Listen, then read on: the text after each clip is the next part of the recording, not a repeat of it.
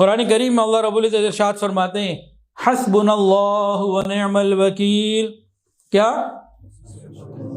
حسبنا اللہ ونعم الوکیل. یہ کثرت سے پڑھنا چاہیے. حسبنا اللہ ونعم الوکیل. ہمارے لیے اللہ تعالیٰ کافی ہیں اور بہترین کارساز ہیں. حضرت ابراہیم علیہ السلام نے جو اپنی بیوی کو چھوڑا تھا انہوں نے یہی پڑھا حسبنا اللہ ونعم الوکیل. اللہ نے آب زمزم جیسی نعمت عطا فرمائی. صحابہ کرام نے جو پڑھا حسبنا اللہ ونعم الوکیل فانقلبوا بنعمت من اللہ، اللہ نے نعمتیں ان کو عطا فرمائی. اور ابراہیم علیہ السلام کو جب آگ میں ڈالا جا رہا تھا تو اس وقت آپ کی زبان پہ کیا کلمہ تھا؟ یہی جملہ تھا حسبنا اللہ ونعم الوکیل. یہ ایک عجیب امتحان تھا میرے بھائیوں. یہ معمولی بات تو نہیں تھی کہ وقت کا بادشاہ، حکومت، فوج، ہر چیز خلاف ہو چکی، ایک بہت بڑی آگ جلائی گئی جس میں بھیجا جا رہا تھا. اللہ کے فرشتے جو مختلف نظام کو تھامنے والے، چلانے والے تھے، اللہ تعالیٰ کی اجازت کے منتظر ہیں. اور یاد رکھیے کوئی فرشتہ اللہ کی اجازت کے بغیر کچھ نہیں کر سکتا مدد کسی کی. حضرت جبرائیل علیہ السلام تیار ہیں کہ اللہ کا حکم آئے میں ابراہیم علیہ السلام کو آگ میں پہنچنے سے پہلے اٹھا لوں. پانی کا فرشتہ میکائیل علیہ السلام تیار ہیں، مجھے حکم ہو ابھی پانی برسا دوں اور یہ آگ کو بجھا دوں. ہواؤں کا فرشتہ الگ سے ہے انتظار میں، اگر اللہ ابھی حکم دے میں ہواؤں کو جلا دوں اور آگ کو یہاں سے ہٹا دوں اور ابراہیم کو بچا لوں.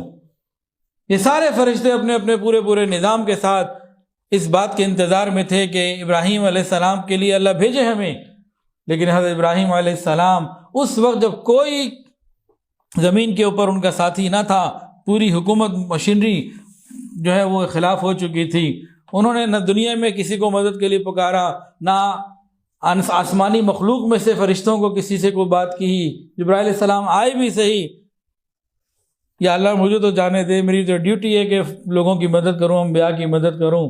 جاؤ بھی دیکھو مدد حاصل کرتا ہے تو شوق پورا کر لو. وہ آئے بھی صحیح. ابراہیم علیہ السلام نے کہا کیا میرا اللہ مجھے نہیں دیکھ رہا؟ اور یہی پڑھتے رہے حسبنا اللہ ونعم الوکیل. جب حضرت ابراہیم علیہ السلام نے تمام اسباب کو ختم کر کے تو اور اللہ کی طرف متوجہ ہو گئے، پھر اللہ رب العزت نے ڈائریکٹ آگ کو حکم دیا یا نار کونی بردا وسلاما علی ابراہیم،